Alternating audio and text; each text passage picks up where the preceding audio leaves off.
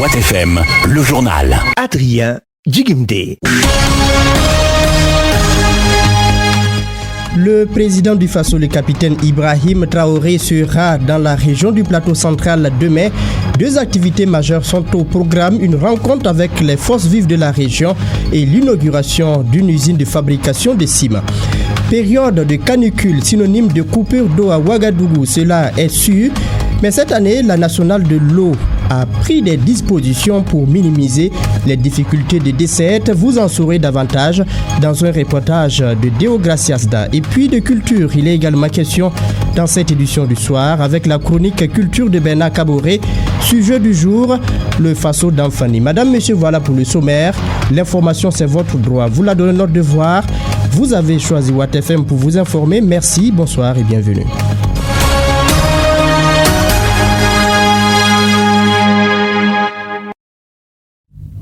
Le président du Faso, le capitaine Ibrahim Traoré, va séjourner demain jeudi dans la région du plateau central.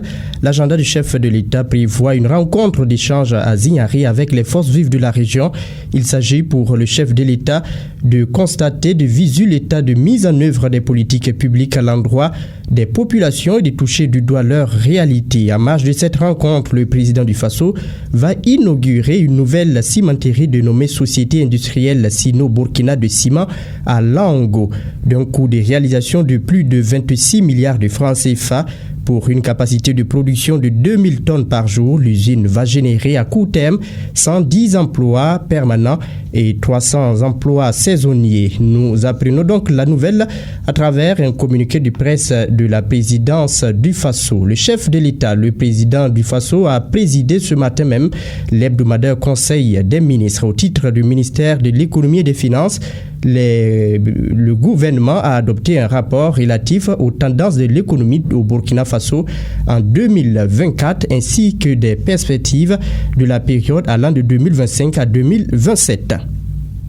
Pour l'année 2024, l'activité économique enregistre une bonne performance avec un renforcement de son rythme de croissance par rapport à 2023. En effet, la croissance économique s'est accélérée pour atteindre 5,1% en 2024 après 3% en 2023. L'inflation pour l'ensemble de l'année 2024 est projetée à 4,2%. Ce niveau est en lien avec les mesures prises par le gouvernement et les effets du resserrement de la politique monétaire appliquée par la Banque centrale des États d'Afrique de l'Ouest BCEAO depuis 2023. Au titre des finances publiques, les recettes sont projetées en augmentation de 15,2% pour s'afficher à 3 105 milliards de francs CFA après 2 694 milliards en 2023. Sur la période 2025-2027, il est attendu de bonnes perspectives pour l'économie burkinabé. En effet, sous les hypothèses d'une accalmie des tensions géostratégiques au niveau international et dans la sous-région ouest-africaine, d'un bon ancrage de la Confédération des États du Sahel, d'une amélioration de la situation sécuritaire et d'une pluviosité favorable, l'activité économique enregistrerait une croissance de 5,6% en 2025. Pour les années 2026 et 2027, l'activité économique afficherait des croissances respectives de 6,4% et 4,7%. L'inflation en moyenne annuelle resterait maîtrisée à 1,5% sur l'ensemble de la période 2025-2027 sous les hypothèses d'une bonne campagne agricole, de l'amélioration de la situation sécuritaire nationale, de la poursuite des mesures gouvernementales de lutte contre la vie chère et de l'atténuation des tensions géopolitiques.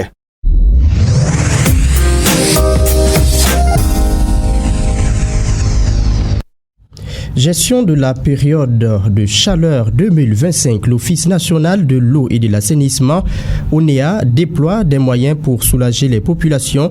Hier, ses premiers responsables ont initié une sortie terrain avec les femmes et les hommes de médias pour qu'ils touchent du doigt les efforts consentis pour ravitailler la ville de Ouagadougou en eau potable. Après la visite, une conférence de presse a permis aux journalistes de mieux comprendre la situation ainsi que les solutions envisagées. Plus de précisions avec Deo Graciasda. Voilà, ça c'est le pressostat qui lui indique la pression à laquelle la pompe envoie l'eau vers le point de flux. Il s'agit là d'une pompe booster, un dispositif de l'Office national de l'eau et de l'assainissement implanté à Boassa, un quartier de Ouagadougou. Ce dispositif, selon l'ONEA, est mis en place pour soulager les habitants situés sur une haute altitude comme Boassa. Moussa Siemde, directeur régional de ONEA Ouagadougou. C'est un système qui permet de prendre de l'eau à un niveau bas pour le ramener à un niveau plus élevé. Donc lorsque vous avez une zone haute, donc il faut penser à une autre solution qui est l'utilisation d'une pompe, puisqu'il y a des quartiers qui peuvent faire quelques jours sans eau, alors que l'eau se trouve à quelques kilomètres. Donc l'idée c'est de ramener cette eau-là à ces zones hautes. C'est pour ça que nous avons installé notre premier booster cette année dans la zone de Boassa pour permettre effectivement de renforcer la desserte dans la zone haute de Boassa. Le booster de Boassa est le premier dispositif du genre au Burkina Faso. Selon l'ONEA, cette machine vient renforcer la desserte en eau dans cette partie de la capitale et ainsi réduire les coupures d'eau, surtout en cette période chaude. Moussa Siemde, directeur régional de ONEA Ouagadougou. Les gens qui vont recevoir l'eau des boosters vont sentir le niveau de la desserte amélioré. Il y a des gens qui recevaient l'eau entre 1h et 3h du matin. Voilà, maintenant, nous allons faire l'effort pour que les gens reçoivent l'eau un peu plus tôt pour les permettre aussi d'avoir un confort assez acceptable. La nationale de l'eau, dont la même dynamique de satisfaire sa clientèle, a installé un forage d'une profondeur de 6 mètres cubes, toujours dans la zone de Boassa. Cependant, l'ONEA tient à préciser qu'elle ne pourra pas satisfaire pleinement cette clientèle. Sur le plan national, l'ONEA couvre 60 localités, dont la plupart connaissent des déficits dans l'approvisionnement en eau potable. Ce déficit, estimé à plus de 43 000 mètres cubes, s'explique par plusieurs raisons. Flandion Idrissa Sourabié, directeur général de l'ONEA. L'insuffisance de la ressource en eau dans certains centres, le contexte hydrogéologique défavorable, la démographie et l'urbanisation galopante. Les particularités topographiques qui rendent difficile l'approvisionnement en eau dans certaines localités. L'instabilité dans le fonctionnement des équipements, la situation sécuritaire difficile dans certains centres ainsi que l'accroissement de la demande dans certaines villes avec l'arrivée massive des populations déplacées internes. La réalisation de divers travaux d'urbanisation occasionnant de multiples casses sur le réseau. En termes de perspectives de renforcement de la production et de la distribution, il est prévu à long terme des projets structurants dans toutes les régions et ce, en tenant compte de l'évolution des besoins et du niveau de la mobilisation des financements. Poursuivons cette édition. Les premières boîtes de concentré de tomates de la société burkinabé de tomates basée à Bobo-Dioulasso ont été officiellement mises sur le marché hier mardi. Les premiers camions ont effectué leur chargement au sein de l'usine en présence du directeur général de la société Didier Sanon, d'une délégation de l'Agence pour la promotion de l'entrepreneuriat communautaire APEC ainsi que des journalistes. Sanata Séré nous en parle. Depuis ce mardi 18 mars 2025, les concentrés de tomates de la marque Adia de la Sobeto, société burkinabé de tomates de Bobo-Dioulasso, sont disponibles sur le marché. Cette sortie officielle des produits intervient après l'inauguration de l'usine par le président du Faso, le capitaine Ibrahim Traoré, le 30 novembre 2024. Près de 4 mois après, les premières boîtes de tomates se retrouvent sur le marché et évidemment dans les plats des Burkinabés, ce qui constitue un sentiment de fierté et de satisfaction pour les premiers responsables de la Sobeto. Didier Sanon, directeur général de la Sobeto. Le 18 mars 2025, nous sommes animés par un sentiment en tout cas de fierté et de satisfaction parce que c'est ce jour qui était tant attendu. Enfin, ce jour est arrivé. En tout cas, on s'est donné suffisamment de temps pour nous assurer de la qualité du produit qu'on va mettre sur le marché. Non seulement la qualité sanitaire, et également tout ce qui est attribué recherché par les consommateurs, de telle sorte que nos produits puissent vraiment bien défendre les parts de marché et devenir pourquoi pas leader très rapidement. Adia est le fruit de l'actionnariat communautaire, politique prônée par le capitaine Ibrahim Traoré. Et la directrice de la promotion de l'entrepreneuriat communautaire, Clémence Minougou-Zoundi, de saluer les souscripteurs pour avoir cru à cette initiative du président Traoré. Nous profitons féliciter l'ensemble des souscripteurs qui ont exprimé leur amour pour la patrie, qui ont exprimé leurs sentiments, la solidarité et l'esprit de sacrifice. Aujourd'hui, les tomates sont produites au Burkina Faso, transformées au Burkina Faso. C'est d'appeler l'ensemble des Burkinabés à continuer à souscrire et ceux qui ont souscrit à augmenter leur part sociale afin qu'on puisse asseoir les usines dans chaque région. Au cours de cette cérémonie, Hommes de médias et distributeurs présents ont eu l'occasion de prendre connaissance du processus de production des concentrés de tomates Adia, de la réception de la matière première au stockage des produits finis, en passant par l'étape de la conservation. Les distributeurs, quant à eux, n'ont pas manqué de saluer cette initiative présidentielle. Mahama Konta, distributeur. Nous sommes ravis du gouvernement qui a mis en place cette usine afin de pouvoir faire face au pourrissement des tomates aux mains des producteurs. Alors nous allons enlever aujourd'hui environ 1000 et quelques plaquettes de tomates. Ainsi, la Sobeto met sur le marché une gamme élargie de produits, notamment des boîtes de 2200 grammes, 800 grammes, 400 grammes et des sachets de 60 grammes. Les prix vont de 100 francs à 3700 francs CFA. Adia est déjà disponible à Bobo-Dioulasso et sera accessible dans les jours à venir dans les autres villes du Burkina Faso. FM.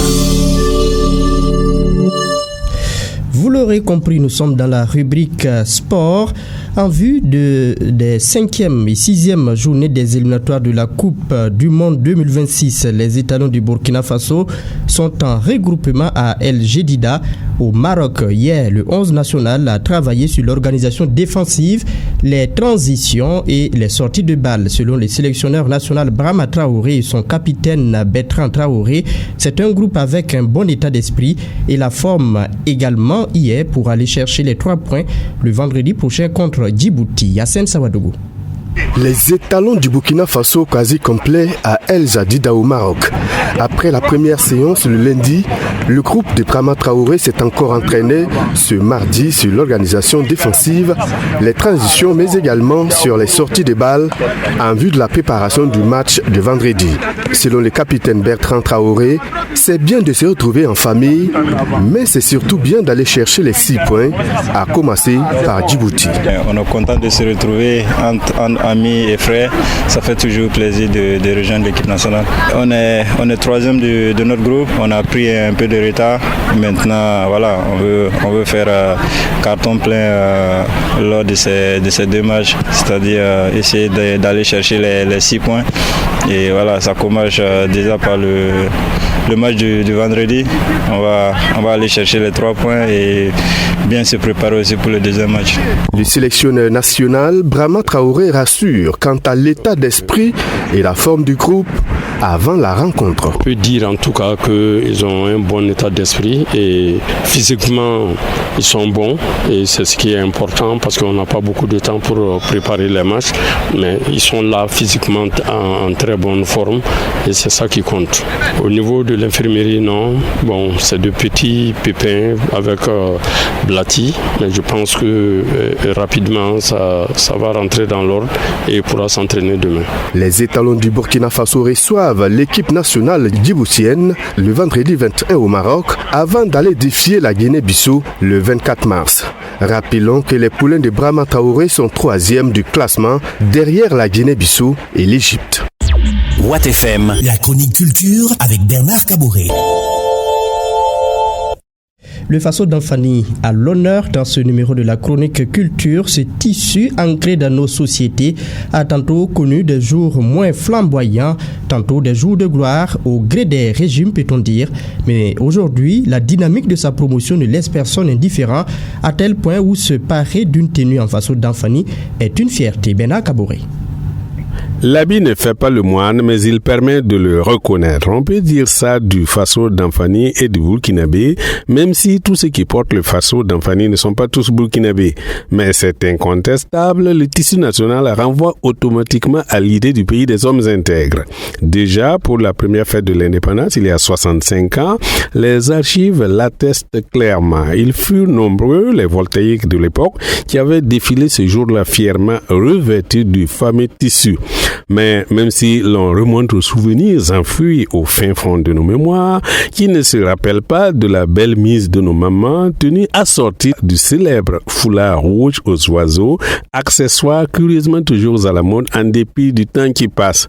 Comment ne pas s'extasier devant la majesté et la beauté des tenues lobby d'Agari, ou les pailles Daphne et Samo, si étincelants, ou encore l'immaculée blancheur de la mise de la femme Peul, sans oublier l'originalité et la beauté du tissu gourmandché, et j'en passe et non des moindres. Le Faso d'Anfani est un tissu dont le sort s'est trouvé plusieurs fois lié aux péripéties de notre histoire contemporaine. Par exemple, quand Thomas Sankara arriva au pouvoir, il ne tarda pas à tenter de faire comprendre à ses compatriotes que ce tissu national-là constituait un trésor caché, ou plutôt une richesse méconnue à exploiter sans modération. D'où ces décisions spectaculaires en faveur du tissu, avec la création au sein du département du commerce d'une direction générale du Faso d'Anfani, avec des fonctionnaires incités, sinon obligés d'emporter au travail, d'où le surnom affublé au Faso d'Anfani de Sankara arrive. Chaque fonctionnaire gardant toujours quelque part au bureau une tenue Faso d'Anfani qu'il s'empressait d'enfiler hâtivement en cas de visite impromptue du fougueux capitaine. Des habits bien évidemment jetés joyeusement par-dessus bord dès la fin de la Révolution, parce que perçus comme des camisoles de force. Puis le temps passa et de nos jours, on peut le dire, le Faso d'Anfani a effectué un retour en force, avec l'amorce du port du Faso d'Anfani pour les écoliers et les robes du personnel de la justice confectionnées désormais dans la matière et sur place et non plus importées à coups de millions depuis l'étranger. On comprend que les professionnels du milieu soient enchantés. Il faut reconnaître que ce mouvement avait déjà démarré avec l'arrivée à Kosiam du président Roch Kaboré. Roch, l'une des rares personnalités de ce pays à ne s'être jamais détourné du Faso d'Anfani. Puis arriva comme un renfort le Koko Donda, le tissu dont ne s'habillaient que les épouses des pauvres d'entre les pauvres de Bobo Dioulasso, d'où son surnom Nketi Barala. Mon mari est au chômage. Mais du Koko Donda, un couturier de génie à la personne de Sébastien Bazemo sut faire un tissu star, aimé et habillé de nos jours au Faso, mais aussi dans plusieurs pays de la sous-région. Mais attention, l'arbre ne doit pas cacher la forêt. Si le tarif du Koko Donda demeure à la portée de Burkinabé lambda, ce n'est pas le cas pour le Faso d'Anfani. Autre défi à relever, mais beaucoup plus grave, la contrefaçon. Activité délictuelle qui a la peau dure, donc un autre combat à engager et à gagner. Combat que mène déjà la Coordination nationale de lutte contre la fraude. La victoire est impérative afin de renforcer la vitalité de cet important pan du consommation local, un mouvement en plein essor. C'est dit et surtout bien dit, Bernard Kaboré, dans la chronique Culture. Madame, Monsieur, c'est avec lui que se referme ce journal sur Watt FM. Merci de l'avoir écouté. Mathias Ouedraogo était de l'autre côté de la belle vitrine assurant la mise en onde. Il reste en place attendant Béranger Zambelongo pour le journal en langue nationale Moré. Quant à moi, je vous retrouve demain, jeudi, pour d'autres actualités dans l'après-midi.